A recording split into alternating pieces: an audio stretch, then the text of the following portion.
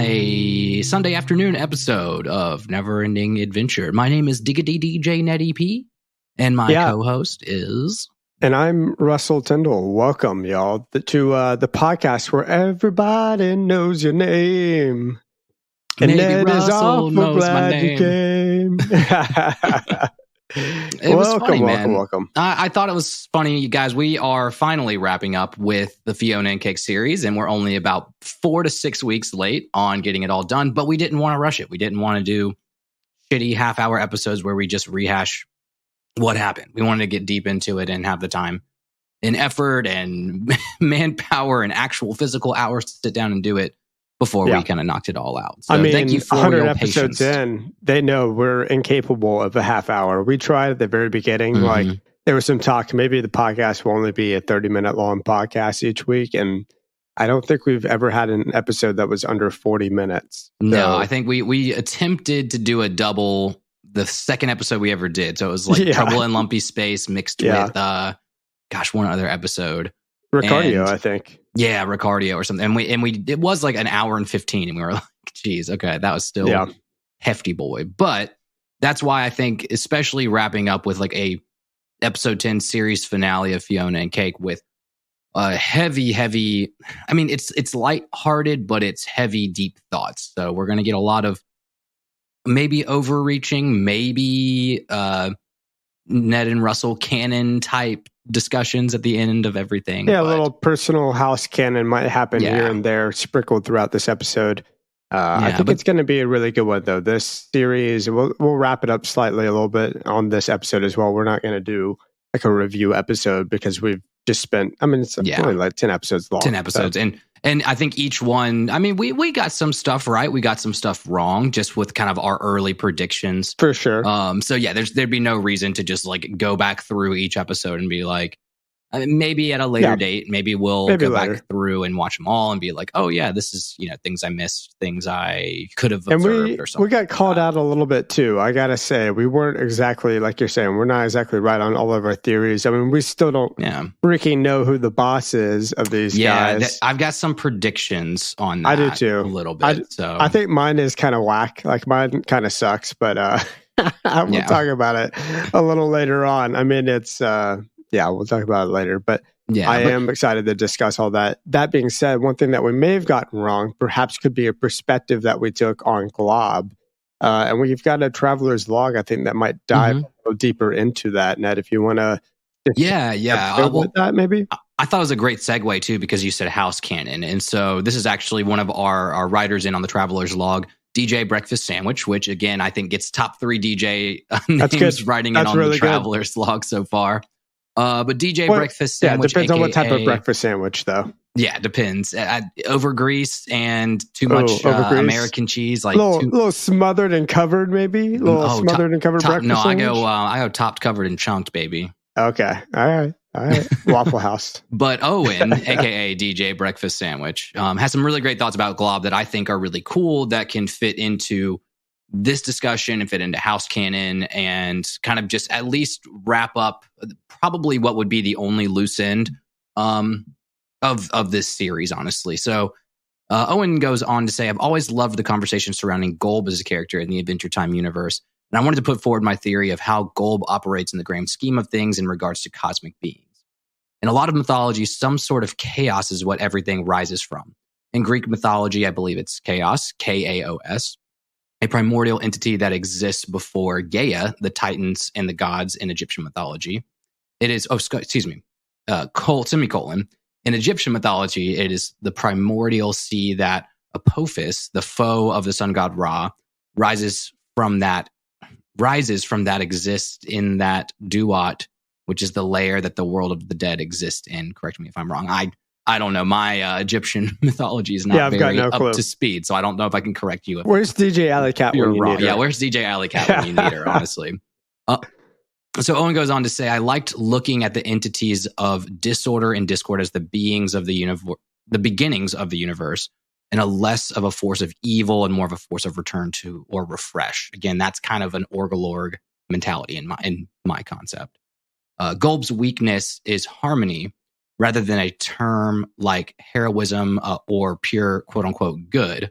I think that it could stand to say that Golb operates as this being outside of the multiverse and outside of the cosmic beings we see across Adventure Time and Fionna and Cake, and could possibly be the oldest thing in existence as everything rises from chaos, which is supported by the Lich's theory, too, that before there was nothing, there were monsters, kind of that whole chaos theory. Order is only recognized as order because it came from something before. I think that Golb is seen as this entity that brought forth the age of terror and monsters because Golb is the entity of chaos, but not necessarily evil. When watching through Fionna and Cake, I assume they were referring to Golb when they were mentioning this upper level management or boss. Okay, so that's what my theory was too, honestly, at the end of the day. Owen says, let me think what you know about this one. This has been my quote unquote head canon, so our house canon, for a while. So it's interesting to see other takes of the existence of such a deep character in the Adventure Time iceberg. Signing off is DJ Breakfast Sandwich. So good. What a great Traveler's Log. Thank you so much. And there was another traveler who wrote in, and I just couldn't find the message, but it was on a similar topic. It was discussing, hey, like, I think we mentioned Golb as evil in the past, and just saying it's not necessarily that it's evil. It's an agent of chaos. There is chaotic good, there's chaotic neutral, there's chaotic evil, and everything that surrounds that doesn't necessarily have to be bad things, which is, and we'll touch back to the boss, but I just wanted to say, when we're discussing this, perhaps, and this is maybe my theoretically speaking, why the Lich was, if you take what happened to the Lich as being rejected by Golb, instead of being brought into like a heavenly, around Golb at all times, which could be how you perceive what happened as well. But by Lich killing all of the beings of the world, it makes the world devoid of chaos. Devoid of chaos, yeah. So it wasn't necessarily, which would be, that'd be the that would be against what Golb would actually want, if that is the case. So I'm not entirely sure that's truly what happened. I mean, I think there's a lot of great theories, and we discussed it last episode on what happened with the Lich, but that just really rung a bell with me. And made me kind of curious about all of that. I think it's so fascinating. Golb even kind of does have some sort of, if you're talking about Golb as the boss, Golb does have some sort of abilities, or has abilities above those, or like that kind of intertwine with those of other cosmic beings that already occupy those abilities. So like making Fionna and Cake's world legit is a great example of like what isn't necessarily Golb's job, but Golb has the ability to do, despite the fact that there's something else that already does that job. Yeah, well, and then that's the whole point of even what Scarab goes on to say, when Scarab's like, well, you're now canonized, you're part of this, web of universe, you're going to get all the bad that comes with it. And then Kate goes, that sounds like being normal to me. And that's exactly kind of, again, why this, going back and getting into that Golb as an agent of chaos, is that it's the kind of the balance of everything. There's no order without chaos, and there's no chaos without order. It's that yin and yang. It goes. We try not to go too Star Warsy, because I don't want to upset super Star Wars fans. But it goes along in that same theory that it's the balance of the Force, and that's not let's defeat all evil and everything's all good all the time, because the Force will balance itself out with the light and the dark side, and they have to live in harmony. And that's what makes life, But it would not make sense for an agent of chaos to be in charge of, as you mentioned last episode, the organization of order, right? Because that goes against chaos. So I personally don't think Golb is the boss of those people. I think Golb lives outside of that and is the agent of chaos that intertwines with those people, and they kind of keep themselves in balance. I think my kind of joke theory or headcanon is that the boss of Orbo, which is the boss of Scarab and of what's his face, gosh, you know the guy who was Prismo. Yeah, the boss of them is probably Adam Muto, right? It's probably Pim Ward, and it's all just like a breaking the fourth wall sort of a thing. Like Pim Ward writes himself in as the organizer. of what everybody's role in this cosmic universe is going to be. Yeah, I mean, it's just like Stan Lee is in every single Marvel movie to some degree, or every single Spider-Man, Stan Lee is there somewhere. I think that's my personal headcanon at the moment. Until we get an answer, that's what's going on. It's just like, well, hold on, let me talk to Pim Ward about this, and let me just see if this works for the storyline that he has cooking for Fionna and Cake. Yeah, okay, cool. Well, I'm going with it. I don't know. It's kind of goofy. It's good thinking because you're right. When you really start to think like, okay, is Golb like, obviously Scarab couldn't get to Golb unless Simon had done, the weirds, or the Lich had done that weird spell, interrupting Simon's spell that got Scarab and the Lich all into that kind of Golb realm. So obviously these cosmic beings, it's a whole separate plane than even the outside of multiverse cosmic plane. So it's maybe you could call it like the anti-world, the anti-existence, I guess. Man, it's pretty wild. I'm not sure exactly what it is. but it's really obviously cool to think this about. Is just us shooting in the dark too. So totally. Write in your comments, but like please don't go on Instagram and be like, house canon. So stupid. It's all house canon. Dude, every time we post something, if you want, I don't care. Every time we post something now, people are like, "Are you fucking kidding me? Like that's not what we call." And I'm like, bro, we all are equally as either confused or thinking deep about all of this stuff too. Oh, totally. I mean, this is all just for funsies, but no, this is life. This is all that matters is Adventure Time and Fionna and Cake. No, I'm in. Before we even go too much deeper, I mean, the Golb stuff is so fascinating. I'm so excited to reach all of this in the main story. I mean, as everybody knows, we're only on season 5, so we've got a long way to go, and I haven't seen the rest of Adventure Time.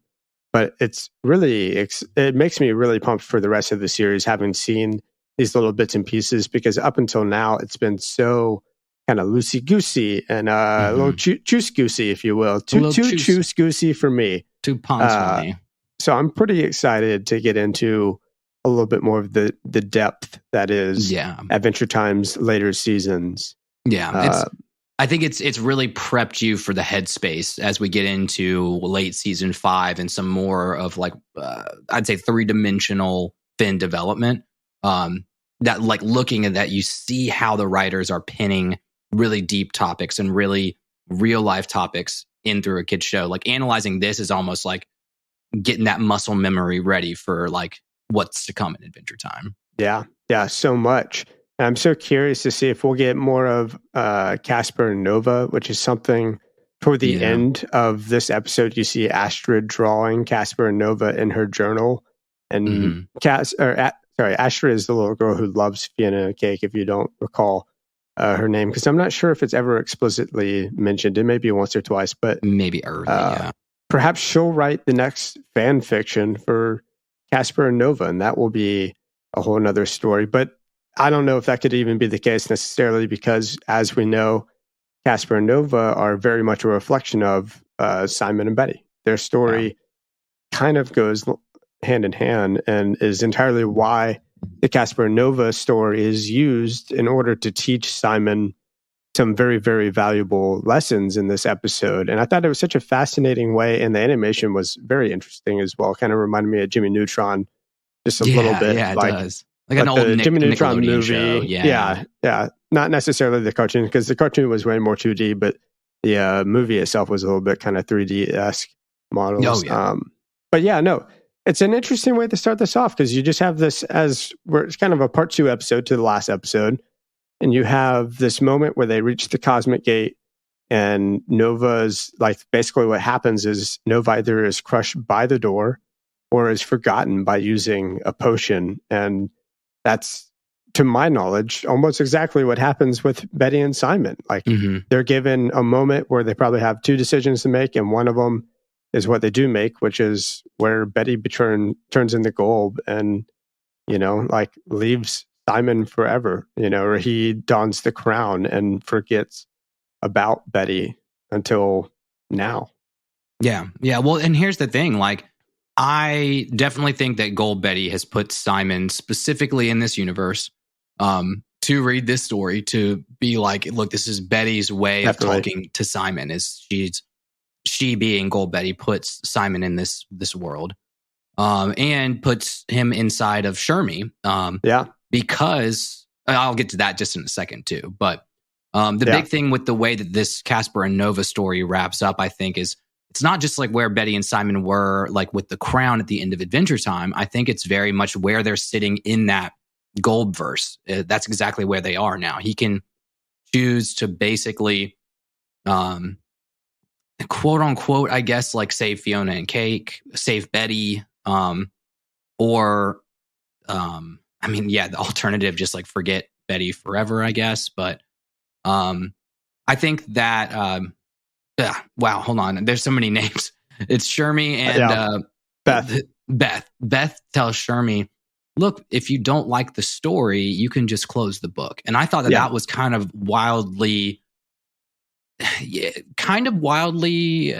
deep at this one, because it's kind of like Simon is, even in his pursuit of Betty at this point, to get back to Betty, and he's like, I don't like these decisions that I'm having to make. I don't like that I either have to go crazy and kill myself or Fionna and Cake die. That Beth kind of just being like, dude, if you don't like the story, close the book. And that's kind of how the show ends a little bit. I almost don't like that as a metaphor, because that feels like move on and forget. Whereas I think what he does instead is he moves on, remembers, and grows from the experience. Yeah. Well, and that was... That book really is not a one-on-one metaphor, but I thought it was still kind of deep in that. It is, yeah. Respect, I agree. That's interesting. I mean, I think the main point of this, obviously, is that Beth has that moment where Beth is just like, I guess you're a kid and you don't really understand this stuff yet. Like, you don't really get this stuff yet. And it's simply that there's a power imbalance in their relationship. And this is Simon's moment to realize that, holy crap, he had way more power in their relationship with Betty than he thought he did, because Betty just absolutely loved him and said yes constantly and did anything, all the sacrifices she made for him. And he didn't ever realize that. He just kind of took it for granted and took her for granted, despite the fact that they both were in love. They both loved each other. But as Simon says, like, oh, I could have been more thoughtful, or Casper could have been more thoughtful and thought about her sacrifices and noticed them.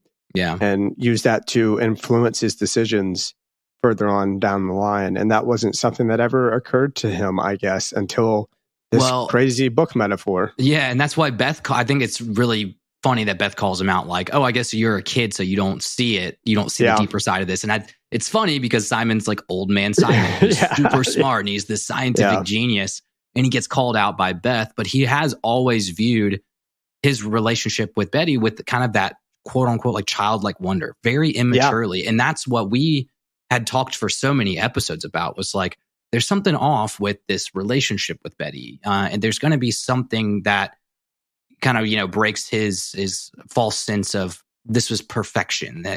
Happiness is only when I'm with Betty. He's very much called out, and like Beth is like, just grow up. Like, you have to realize that this was not perfect, but your decision led you here. Like, there's no turning the pages back. You have to make the decision moving forward. Totally. In my 3-part realization that Simon has in this episode, I think perhaps this was my second part, but let's just say part 1 of this is Simon finally understanding what was wrong with his relationship with Betty. It's that it wasn't as perfect as he once felt it was. Like, he's looking back with these rose-colored John Lennon-looking glasses, right? And he's not necessarily perceiving it truly how it was at that time, nor was he in that time looking into Betty's perspective and taking her into consideration. And that is the first big realization that he has this episode. I think it's such an important one, and crazy to think that we can be blind to something like that. I think we all in our natural life can easily be blind to that, but it feels, from a third person's perspective, it feels so silly. Like, it feels like, how could you not know that? Like, not either getting on the bus with her or something was selfish, like asking her to stay back, asking her to, go on that adventure with you in the first place. But she had other plans. She was going to go study something else, and then y'all could have met up afterwards. It's interesting to see that from that perspective. Yeah, well, it brings up, like it's what did they say? It's like they still loved each other. It doesn't negate the fact that they were both still in love, or were and still are in love with each other. It doesn't negate any of that fact or pull back a shroud that Simon thinks that they were never in love, or Betty thinks that they were never in love. Yeah. However, it goes back to, I think we've talked several episodes, this may be like seasons ago, about like love languages. So like her love language is obviously supporting him, supporting his decisions, whether, pretty much saying yes, kind of being a yes person for his adventures. And his love language is like partnership, companionship. I need, a adventure buddy. But those operate on different playing fields when it's in the detriment of somebody else. And, Betty's detriment because it led them to this Gold Betty situation. And Simon's detriment because now he's like, I don't want this responsibility, but his decisions led him there. It's certainly not a parasitical relationship, but there is some aspects of that cause this relationship or relational imbalance that they have. Yeah, like she was kind of like an enabler of like him never giving her the choice, to be like, she just kind of went with it. Yeah. But that's a little bit on her detriment too. She could have, at some point, she could have just been like, no, we're going to go on this adventure. And it doesn't mean I love you less, but. I don't know. I think love is potentially so powerful and blinding in a lot of ways. And so I don't want to like fault her for that. I think the fault lies on both of them kind of equally in a sense. And she does say as Golb in that flashback, like, and this is actually my tops of this episode, is this whole flashback of them on the bus or getting on the bus. And Betty says, "You were a wonderful experience," and that she has no regrets for any of the choices that they made. I just thought it was just such a lovely moment in this episode. It was so good. It was a really it gets good the point across so well. I almost say, because we'll talk more about the Fiona side of the story, but I like aspects of it, but like I didn't like a lot of the animation. I didn't like a lot of the music choices. Like the outro music was bad, but we'll talk about that in a second. I agree. Yeah. With that scene particularly, my deep thought is with this whole Betty realizes they have to move on. But she still loves Simon. She's now in this Golb verse. I don't think that there's ever a way that she's coming back, but she's not going to leave. Essentially, she's not going to, whatever happens with her being Golb, exploding in a blue light, whether that's some sort of a transformation, Golb, some sort of transformation, that she's not going to leave Simon behind, because Simon's in this state of pretty much suicidal, of going, my life has no purpose or meaning anymore. And she's like, no, it's not the end of this book. This is the shutting of the book and the moving on to the next book. Well, so, he realizes this, I think, in their conversation. So that's the point. Yeah. My part two realization is that, so Simon realizes that he was only going to use the crown because he felt like his life didn't matter. And in a way, I don't know if this is truly a metaphor for this, but I was like, okay, can I reach and find something? It could be for drugs and alcohol, to forget, to live in a haze over your own reality, right? So that you're not constantly feeling like you're having all of the woes of life as a human on your head constantly. And he uses the crown, or was going to use the crown, as his sense of purpose, use the drug or the alcohol as sense of purpose to like get past that voidness that he feels. And I think he realizes that that's not like true. Like his life has just as much, as he says this, I mean, his life is just as valuable as Fionna and Cake's is. And I just want to say, I thought it was very funny and a great point. As we were watching this right before this recording, Allie was like, well, is his something along the line, paraphrasing, is his life more valuable than an entire universe's life? Because he throws the crown away. And then what if they just all die? What if Fionna and Cake all died? I mean, clearly Golb, I think, has a plan. Not that Golb is the god, but Golb has some sort, like, knew it was going to be okay. Like, somehow with using her power, or using Golb's power, in order to pull out that universe from inside of his head, Golb knew that, it's going to work itself out. It'll be fine. Yeah. I don't think he's suicidal anymore necessarily. No, I was saying he was before, and he's not. Yeah. And he gets to that point again. Betty, as her last role as Golb, she's staying as this Betty Golb character until Simon is ready to move forward. The same as her in different directions. He's like, until Simon is ready to see her off on the bus, she's not going to leave because she still cares for him. She still does not want him to, quote unquote, off himself or, go into this, proverbial dream state forever, because she still sees that her life has purpose if Simon's life has purpose, and it doesn't necessarily have to be together at the end of the day too. Mm-hmm. Well, I want to let you, I've got a thought about when she pulls the universe out of Simon, but I want to let you get to your part 3 as well. Okay. Yeah, I'll go ahead and do that then. So we have this phone call between Fionna and Simon, and I think it's a very interesting phone call because Fionna is stepping up in this episode as a hero. She's kind of competing. Her personal story arc, or her character is growing, is developing. We finally gotten to this point where she is the hero in her own universe without magical abilities, and we'll get into that later on. But she tells him that, like, we want to fight for this world the way that it is. This is our world. Like, we don't need magic. I don't want you to put this on, because she's realized what that will do to him I think it was Destiny. No, not Destiny. Was it Jerry? I can't remember, when they saw the Ice King dancing around and being goofy and how Ice King was back in the day. It was Jerry because it was off of BMO. So this occurs, right?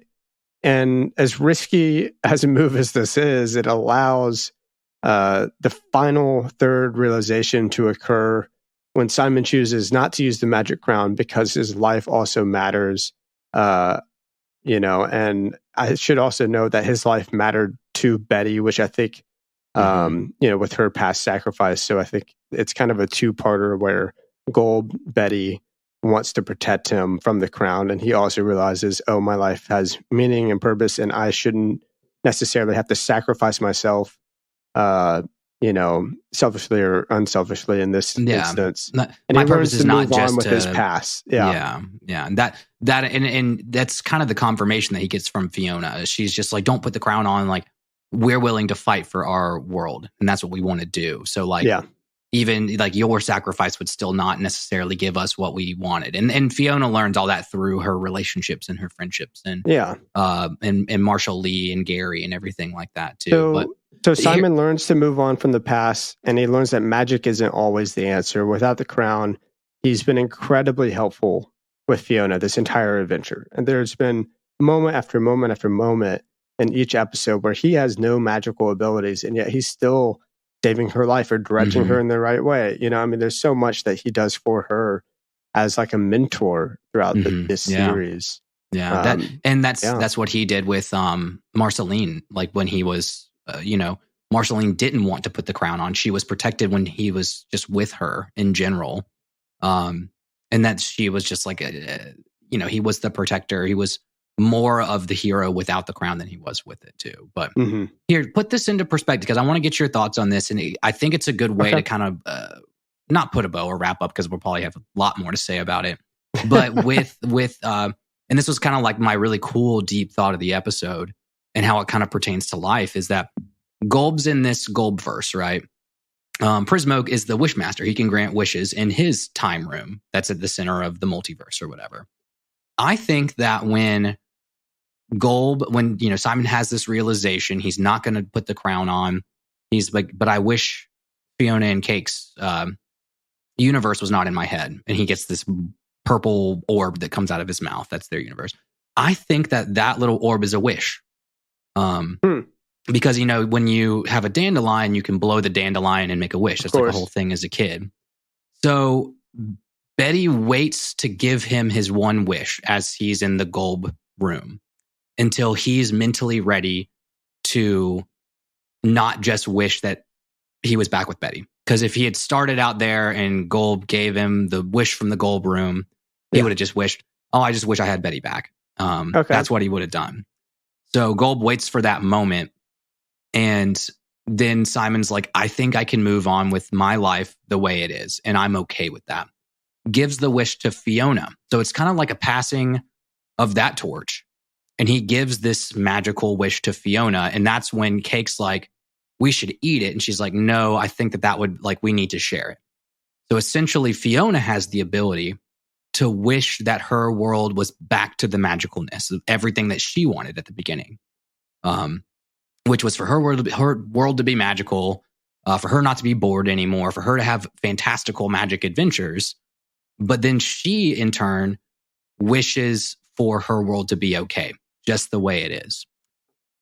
My deep thought behind all of that and what kind of stuck out to me and really like hit me hard was, we all have the hypothetical question asked, if you had 3 wishes or if you had 1 wish, what would you wish for? That essentially both Simon and Fiona wish for things to stay the same. And I think that that's absolutely beautiful as the end of this show, is that both of our main characters they have an opportunity to have everything they want with kind of a last ditch magical wish. And they pretty much both wish for things to remain the same. And I think that's just like probably one of the healthiest where we all want to be in our life, would be at a point in our life where we were like, if I had 1 wish, I'd wish for everything to stay the same. Yeah. And I think that that's a beautiful place where both of our protagonists get at the end of the story. And Cake still has magical abilities. I'm so glad. Everything's the same, but Cake still has magical abilities. I think Cake stays with the magical abilities just because Prismo gave them to Cake directly. I think so too. So I think that's the reason. Really like this theory. I think it does play into what we talked about earlier, where Golb isn't necessarily part of their organization. Golb is separate. Golb is the chaotic balance between their 2 organizations, perhaps, because Golb, as we've seen, as I said earlier, has the ability to use and do some of the same powers that people within that organization can do. Mm-hmm. One of those being Prismo's wish ability. I don't think you're saying this either, that Prismo and Golb are opposites. I think I'm not saying that's just another power that she, Golb, is able to take under their ability and use in this universe because of all of the abilities of Golb. It's Golb-verse. Golb could do whatever Golb wants to do. So, and the chaotic nature, maybe, and I don't know if this is giving somebody who wants a wish, it enters into that monkey paws aspect. Well, that's what I was going to say. Maybe the chaotic nature is there is no monkey paw. It's just a good wish. It's just straight up a good wish, and it's chaotic because in the natural world it would have a monkey paw side effect, but instead Golb's doing the wish is just a good wish just in general. I don't know. Yeah, and I would say if there essentially is a Golb monkey paw part of the wish, it's the fact that Fiona's universe is now entered into the canonical universe and there's chaos. And that's maybe the monkey that's paw straight effect. up what the wish is. Maybe the wish is I want my world to be part of. And that's what I think web. Fiona's wish actually is I want all of this to actually be real. And that's what she wishes for, instead of saying, I want to just remain unreal in this guy's head. Gotcha. And I think I was like, the universe comes out of his mouth and it gets shocked back into the web multiverse. I think thinking about it in this wish aspect is, yes, he held the power of Fionna and Cake's universe, but it wasn't actually physically their universe. You know what I mean? He had the power to give that wish to Fiona, he had the power to be look, their universe is going to get destroyed and I can just, wish Betty back, essentially. Well, dude, let's talk about Fionna as a hero, because that's something else I wanted to wrap up with this final episode is she is finally in her own universe with the abilities that she had at the very beginning, which is none other than just her natural born abilities. She's fighting the Scarab. She's out there Scarab is destroying, taking apart the fabric of her universe. And you see, Ash falls through, which I thought was wonderful. Poor Ash. Yes. Whatever what a punchable character. Is. Yeah. Yeah, such a punchable character. So I'm glad, I guess. I'm just going to go ahead and assume that the gender bent Ash is also a terrible person. So anyway, so Fionna is in here fighting Scarab. She's taking charge. She's saving innocent people. She's directing others to safety. I mean, she's really busting her butt, doing awesome acrobatic dives and things. And she's just way more like self-confident and aware. And she has this resolve also in this episode of her internal debate that we've been talking about for forever now, where she just didn't know what to do. But finally she goes, doesn't want anything in her world to change. She sees how wonderful it is without magic as it is. And then she doesn't want Simon to use the crown because she knows what it'll do to him. Fionna really does get a great wrap up this episode. Yeah, she does. I'd say you're right as the character arc. It was kind of beaten into us like a dead horse for a while. It was 4 episodes in a row when it's just like, I can't believe I hurt people. I can't believe I messed up those universes. I'm like, and she kept messing up. You know, yeah. We get that. It was very much like they weren't going to let that theme of the show slide unnoticed. So it was very obvious. But in this one too, I think the resolve is absolutely what you said. Is when she's fighting to protect her own universe. What she hasn't done in those other universes is cause chaos essentially. But I think, when I watched the episode through the first time, when Prismo sends Lil Destiny and Finn's son and Baby Finn in the tank, basically the Peppermint Butler tank. For the Baby win. Finn for the win. I lost it when I saw that. I was so excited. But the funny thing, when I first saw it, I was like, okay, this is an Ex Machina. Like, Prismo just has crazy magical abilities and then just drops them in there. However, what you just said made me kind of reverse my thinking on that, where it is a bit of a kind of a resolve, because Fionna still probably in the back of her mind's like, I cause so much chaos across these other multiverses.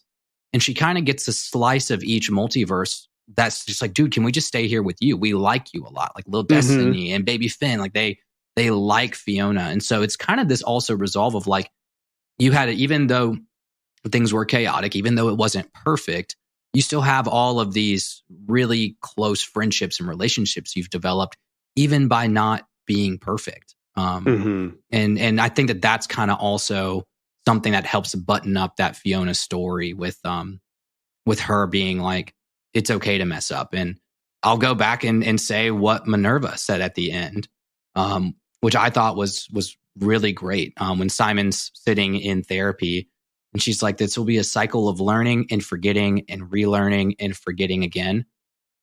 And that's just like, you're always going to mess up. You're always going to learn a lesson, and you don't just have to learn them once. So I think that's, I try to tie that in with the Fionna piece, because she messed up and she learned, and she's going to unlearn and she's going to relearn again. So, I don't know. You're right. It was, but I'll say okay. back to, it's okay that there's some contradiction. I get it. Yeah. I have other points that are that same way. Go ahead. Yeah. With the, I like the story wrap up, the arc wrap up. Just the episode as a whole, though, felt really weird, in my opinion. Oh, you think so? Yeah, I don't know. I don't know if it's because when Adventure Time shows get really canonical, it can tend to lean away from like what feels like Adventure Time. And I thought that there was just several moments in the finale that I was like, this just doesn't feel like I'm watching an Adventure Time show anymore. Well, it's just like any comedy movie ever. The first 3/4 of it is amazing, and hilarious, and then the last bit's like, oh, by the way, we got to wrap things up, so it's going to get sentimental out of nowhere, sort of a thing. And this doesn't necessarily do that exactly, because I do think this whole series was pretty serious for the most part.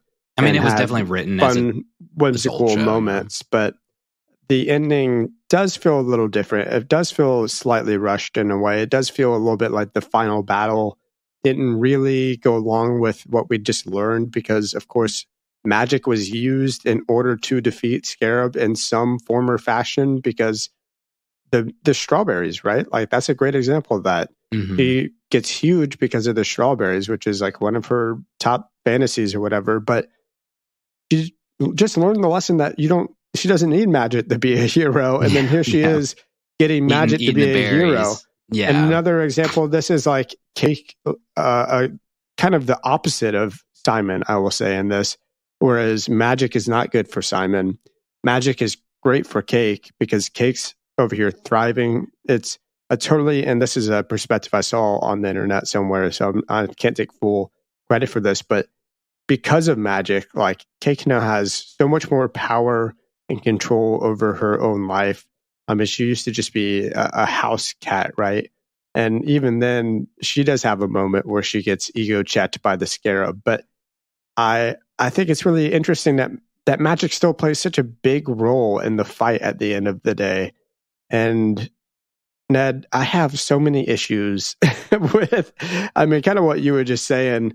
Unfortunately, you're talking about Jay and Little Destiny and Baby Finn and all this, but these are my issues with this episode. Is we're wrapping up the series as far as we know. Maybe there will be a second season, but Baby World has no Finn now.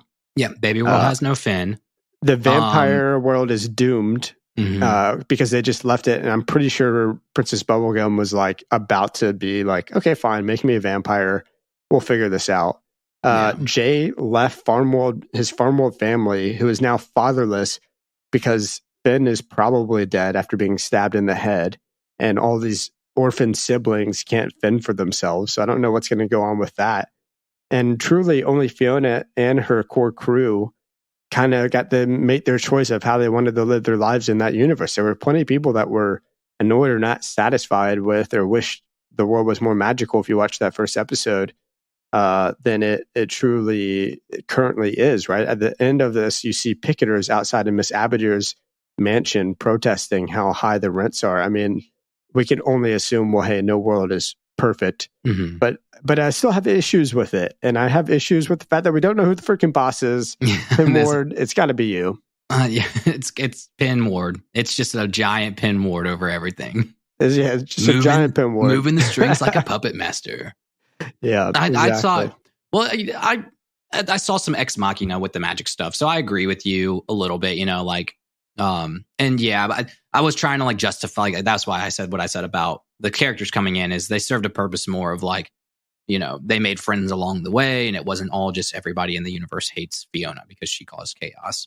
I did think they didn't leave. It was not a loose end by any means.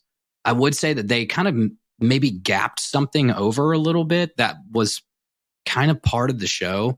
And I read this online too, and was like, actually, that's a good point. That when Simon is having that moment with Betty at the bus stop and everything, he was like, well, what if I had gone with her and just never found the crown? And I'm like, bro, you went to the universe where you didn't find the crown, and it's the damn vampire universe. What happens, Yeah. And obviously there's probably some other universes where somebody else found the crown and it wasn't just vampire universe, but he asked that question and I'm like, yeah, the answer, dude. Yeah. We saw the world where you learned didn't that have lesson the crown already. Yeah. So I thought that was a little bit of something that probably the writers wrote that and they were like, I hope no one notices that the world without Simon finding the crown was vampire world. Ned, do you have a lovely this episode? We haven't talked about lovelies or any of our main things that we do.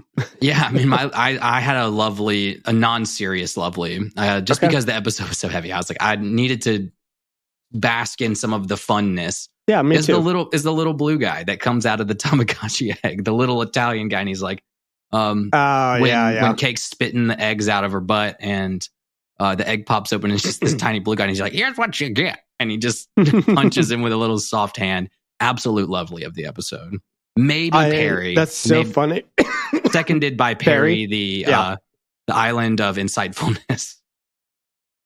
But I don't know. Yeah, I was going to say that was mine too. Is Perry? Both of our lovelies got killed by a scarab. Sorry, y'all, I'm coughing because I'm still sick, but getting over it, getting better. But yeah, no, Perry, the island of insight. That was just like, hey, could you let me know where some ocean is, or maybe ocean? A little bit of water. I love the design of Perry too, because the little island portion was super, super tiny on the top but huge on the bottom. And I was like, actually, yeah, insight makes sense. It makes a lot of sense. And I was like, I mean, if we ever have a spin-off from the inside out, how brutal is that? I mean, then of course, The Baby, I guess. I think that's what the first one was called. It was like a bunch of numbers together. The Baby, yeah, who got caught for playing games on his work PC. And then the Plant one was just like stealing office supplies. Yeah.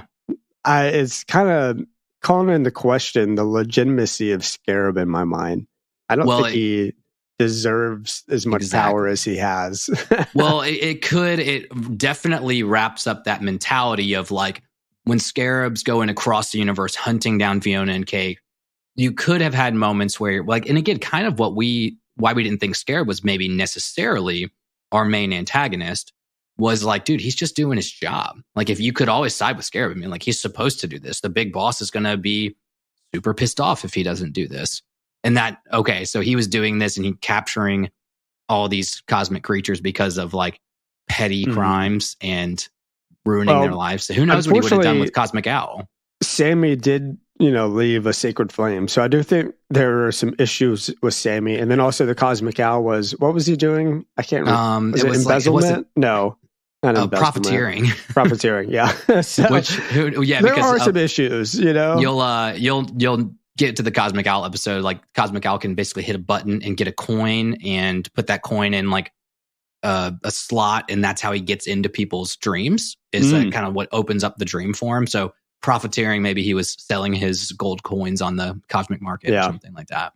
I've got some other notes, just like silly, goofy notes, like Gary's moment when you see Scarab at the very beginning, and oh my God, Gary goes, "Oh no, yeah, he's hot." Oh no, he's hot. I was like, yeah, with the mask on, not too bad. Takes it off, super ugly though. Yeah. We gotta nix him as soon as he takes that mask off. I thought that was very funny, and also Cakezilla was awesome. Yeah, Cakezilla was great. I've seen some movies or something like that. She totally overextends her power and finds that limit that we had a lot of fun talking about. Jake finding his limit as well in a couple of different episodes on the podcast. But there's a whole episode called The Limit. That was Jake overstretches himself. So we know it can be done. This is probably one of the first moments Cake realizes that there's a extent to the powers for sure. Yeah, and we can talk about music. You have Marshall fighting with music. I was literally about to bring this up. The new heartfelt song inspired by our love, and there's a part of me that just really wanted it to be a tribute by Tenacious D. I just wanted him to go, "This is a tribute," and it's just a tribute. They just start fighting, and meanwhile Tenacious D is just playing. That would be so sick. No, I thought it was hilarious. Again, like that aspect specifically, because it's kind of the writers, I think, not making fun of themselves, but further solidifying that this is going to be a normal universe. This is not going to be like one of our favorite episodes of Adventure Time, which is What Was Missing, where they band together as a band to defeat the Door Lord. And it's the power of music and friendship that like opens the door. That this is a reality-based universe. And he's like, I'm going to play a song about our love. And Gary's just hawking candy treats at Scarab, and they both just get railed by a car, Yeah, the music's not quite as like magically perfect immediately. Exactly. No, he's still learning. They're both figuring out their thing. But it was so good. And you didn't like the song that wrapped up this episode though. Yeah, I was going to say, once we get to the finale of Adventure Time in like 3 years, however long it's going to take us, that I loved that they kind of paid homage to how the show actually wrapped up, which was this really cool montage of our characters going about their normal lives. And I'm not really spoiling too much for you for the finale, but that's kind of how it happens. They do this, like, the best part of the end of this wrap up is that our characters get to keep on going, having adventures. There's not some sort of crazy apex moment where we get a high five and the show's over, that we gonna get this montage.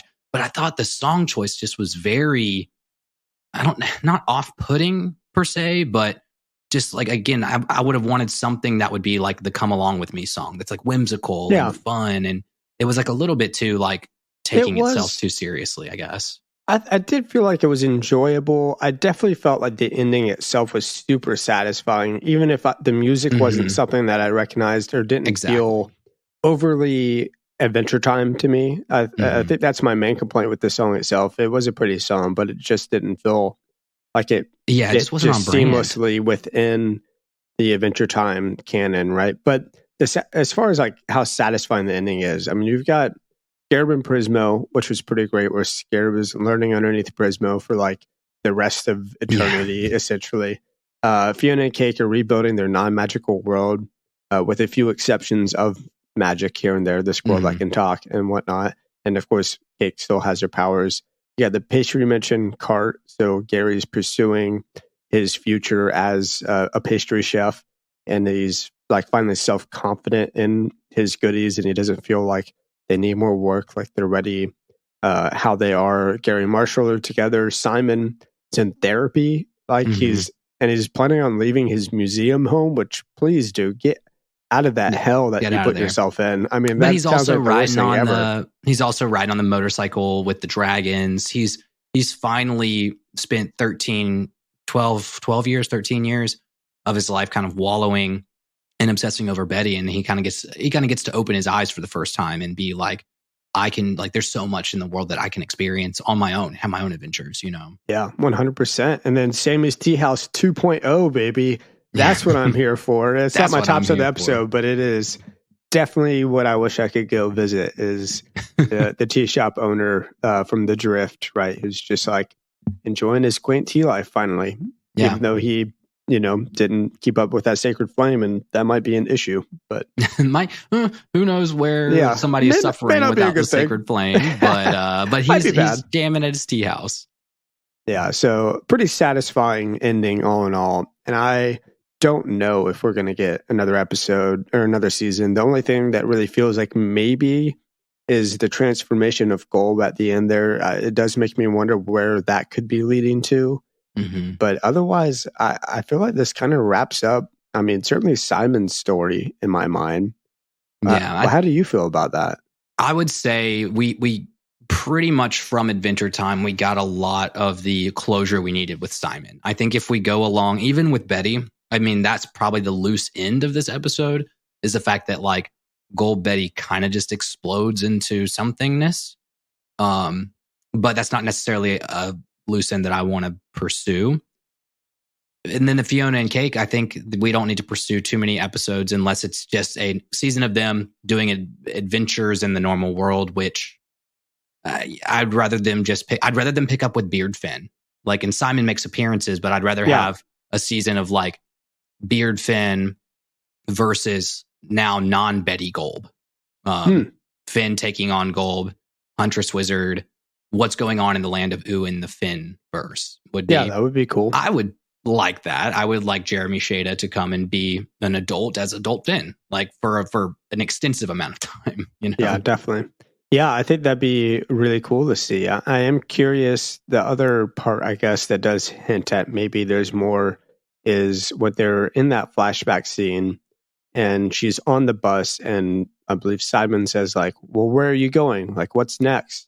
And you see the front of the bus, it says airport, and then it switches to some runes. And I tried to look up, or some sort of a script language, and I tried to look up what it was, but I don't think those line up, or from when I saw, they don't line up with like Adventure Time's classic like runes, like or whatever. The runes. So, yeah. So I don't know what it was trying to say. I couldn't find it anywhere. So I'm very curious what that meant.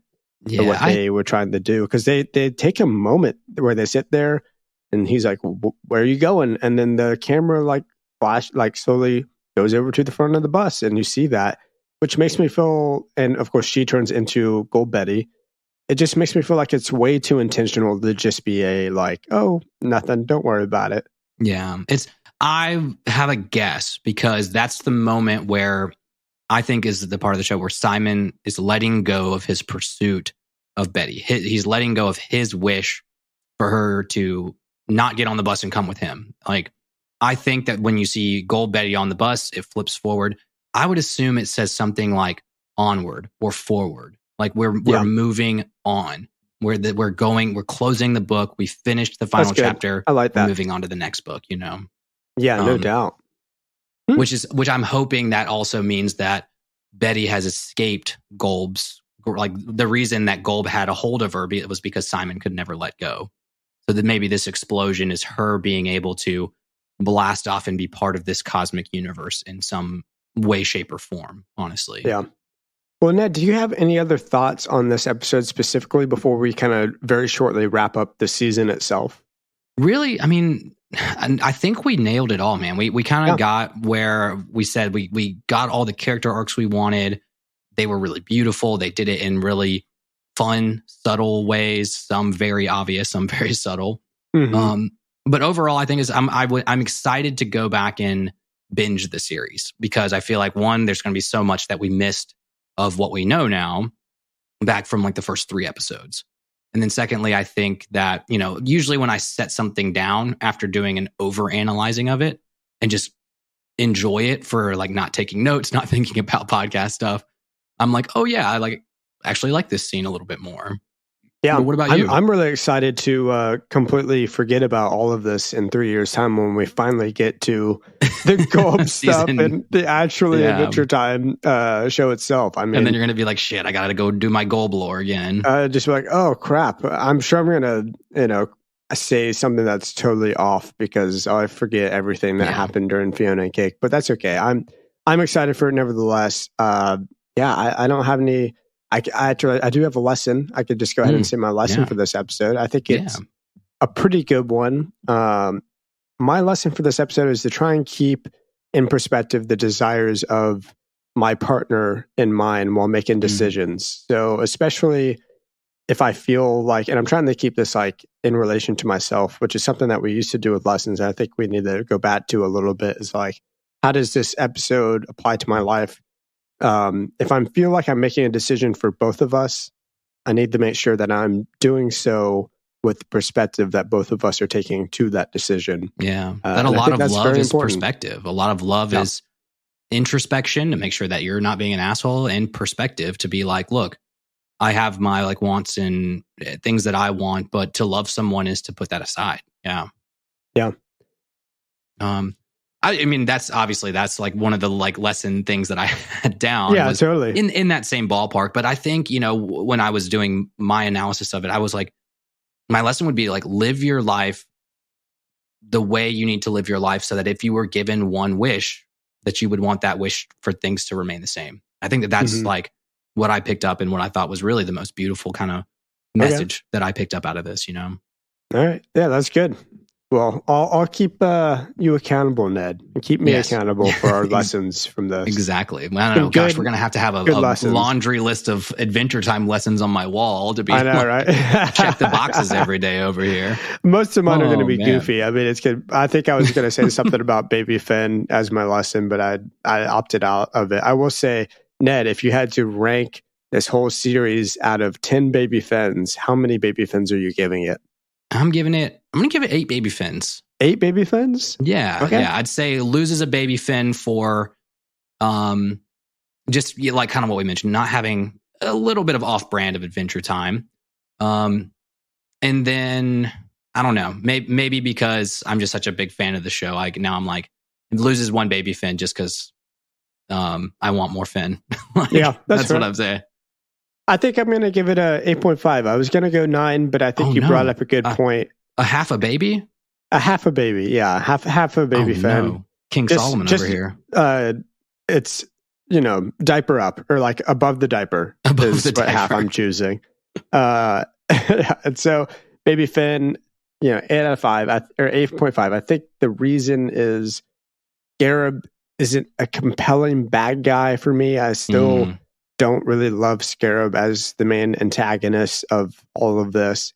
And otherwise, like, I thought it was super fun. I thought it was really good. I don't think it blew my mind. Like, I didn't need it to. I think I just wanted a really fun experience, and that's what I got. And I think 8.5, like a really strong 8.5. I think it's great. It's a really good series. And I'm excited to go back and rewatch it eventually. Ned, do you have a favorite episode though? I really like the episode where Finn and Simon go into the forest and fight the monster, and Finn's trying to get Simon back up on his haunches, on his laurels, get off his laurels, get the lead out, by going on a crazy adventure and getting to see Finn just like mess up some monsters. I did really like that episode. That's a great one. Yeah, I think mine is maybe Winter King. Oh, I liked that episode a lot. It's so whimsical. The music, I mean, the twist at the end is really great. I think also a big part of it is that I just like, oh gosh, can't remember his name now. The guy who voices Winter King. I don't know. Just look it up. Whatever. He's great. He's a hilarious YouTuber, and used to be on Polygon.com. And I think he has his own solo stuff now. What is it? David Gilbert, something. Anyways, yeah. I don't know, man. Great stuff. I really enjoyed this. Yeah, man. Well, to end on our in our canon, to stay on brand with Never Ending Adventure, do you have a recommendation for me this week? I do. I finally watched, and I think you've read this in the past, maybe Spider-Man Across the Spider-Verse. Oh yeah. Finally got to see Did you watch the first one or the second one? The second one. Okay, so that was Across the Spider-Verse. Yeah. It's really good. It's very like, if you have a short attention span, it's really great at keeping your attention because there's constantly something new happening. Oh my gosh, dream movie. Yeah. It's hard for me to follow everything just because I sit there and like taking in, oh, look how pretty that is, it's hard to just really, I think it's a rewatch it a few times kind of a movie. You almost you miss some of the fast pace. It's just you miss some of the beauty of the animation of it, that it's just like, that's so many, the punk cyber in that one was like the way they had to do like 8 different like shot. What was it? They had to grab like 8 different animations per screenshot and overlay them to make the punk spider. It was something crazy. I know. That. I feel bad for the animators because they're constantly flipping from like, you're never in one scene for more than a couple of seconds. It's especially during fights, like they go all over the place, and it's got to be just the biggest pain in the half to do like the background for that movie. But it was a really good movie. I really enjoyed it, and kind of just makes me excited for anything else. I mean, I was a little bummed that it doesn't wrap up. I was like, we were 30 minutes left. I know. You were like, how in the world? Yeah. And you're like, I was like, there's no way they wrap all this up. But now I'm thinking there's not enough like plot for them to do another movie. Yeah. No, there definitely is. Because it wonderfully ties into my recommendation of the week, which is Spider-Man 2, the video game. Just got that this last week. Okay. And it is phenomenal. Like, is that a new game or like the old Spider-Man? No, it's a brand new one. They had, Spider-Man was PS4. They came out with Miles Morales when PS5 came out, which was kind of the extended, it was a whole game on its own, but kind of an extension of the same map, the same, like button controls for the most part. And then this one is a continuation. You can jump in between Peter and Miles. But dude, I started off and I was like, well, this just feels like the exact game. It's the entire map of Manhattan, Queens, Brooklyn, and like pretty much all of New York. Every building's like accounted for, and it's a huge map. Controls are beautiful. The graphics are beautiful. The storyline's beautiful. I'd say if you're into video games, get past like the first hour of it and it starts to like flow just really nice. Cool. So, I love that. Yeah. Our recommendations, like, we're both on a Spider-Man kick this week. I guess so. Yeah. I watched the first Spider-Man Into the Universe or whatever. I had seen it forever ago, but Into the Spider-Verse, I watched it again on the plane recently when we were traveling out to Phoenix, Arizona. So I was just like, all right, now I'm ready for the next one. So there's a couple movies like that where I'm like, I need to rewatch the first one before I get to watch the new one. Like we did that with Top Gun. Still haven't seen the new Top Gun. So yeah, well, dude, I love the fact that you watched this right in time to finish up Fionna and Cake too, because the Spideyverse movie goes so much in line with you're the conundrum. You're not the canonical character, and you have this multiversal Spider-Man 2099 who's hunting you down because you're not canonical, you know? And I was like, that's exactly what happened in Fionna and Cake. I think I'm ready for there to just be one universe in a series for a minute. You know, like we've been doing so much multiverse recently. Marvel opened up a can of worms, and if you've watched Quantumania yet, you're like, holy shit, dude! You're just getting like shovel fed with this theory, and you're like, oh my gosh. Yep, the barrier to entry is way too big on Marvel, so I think I'm out of there now. Stick with Spideyverse for sure, and if they do another Tom Holland Spider-Man ever, it'll probably tie in. Tom Holland's great, yeah, for sure. sure. I mean, the trick is to keep it to where you can just watch the Tom Holland movies and not need to know all of the backstory, you know? Yeah. I hope they do that. But anyways, y'all, thank you so much for joining us on this awesome trip through Fionna and Cake. We will be getting back to season 5 after this. We'll probably take a week off, though I don't know if we deserve it because we did take so long for getting this out. Maybe this is where we can, I know December, we can just pump out some episodes because life's going to just slow down a lot in December. But so I'm excited. And we got so good at doing half-hour long episodes and prepping for that doing 10-minute episodes, we can probably be better. Crank some episodes out. Well, I'm excited for it. I mean, I'm certainly just ready to be not sick while we record an episode. Mm-hmm. So next episode, I'm hoping that will be the case. And I am pretty excited to announce that I'm actually sending out Patreon stickers for the NEA and Beyond podcast, which is our Patreon podcast this week. So if you are a subscriber of the Patreon for a $5 or $10 tier, you will get your stickers, the NEA and Beyond stickers, very, very soon. And that is awesome for me. I mean, y'all are helping pay for this podcast that we do. And we absolutely love that. We absolutely appreciate every one of you that are the travelers, the lovelies, the sexies, as we call them, on the Patreon. And you can get there and join them on the Discord at patreon.com/neverendingadventure podcast. And any tier, we're opening up the Discord to all tiers. So $1, $5, or $10 a month, you're a part of the Discord. That's been honestly my favorite part of it entirely is seeing the chats that go on the Discord. And I try and chime in there at least once a day and post, like, it's been cool. Like, we'll be talking about something on the podcast and I'll just be like, I'll just post it in the Discord. Like we talked about the tattoo from last week where they had the Lich tattoo and it was so sick. People on the Discord were like, we got to see this. So I just posted it there. I make conversation. I love it. It's so cool. It feels like an actual community around the podcast, which is really exciting. Check us out on Instagram at Never Ending Adventure Podcast, TikTok at Never Ending Adventure Cast, Twitter at NEA_podcast. Get on the Traveler's Law, just like how we did earlier with Owen, I believe his name was. Or what was it? DJ Breakfast Sandwich? DJ Breakfast Sandwich. So good. Email is nea.travelerslog@gmail.com. That's travelers with 1 L. And yeah, man, join us next week or whenever we post the next podcast episode. We'll be back and stronger than ever with some Finn and Jake. The way the show started. The universe was made to be. Yes, entirely. Well, it depends on what universe you're talking about. Depends on what universe, yes. That's what we're going to have to disclaimer everything in a multiverse theory now for the rest of our show. Fionna and Cake is canon. That's all that matters. It is not canon now. It's not some story in the Ice King's head. It is canon. Heck yes, we did it. We're here. That's going to be a fun perspective to have for the rest of the show, I got to say. Well, especially when we get to more Fionna and Cake episodes in the normal show. Man. All right. Well, heck yeah. I'm sorry, Farm World, all the orphans there. Sorry for all the orphans and chaos in Farm World. Yes, and all of the other worlds that Fionna, Simon, and Cake touched and maybe messed up, maybe not for the better. Regardless, we love all of you travelers and party forever. Love you guys.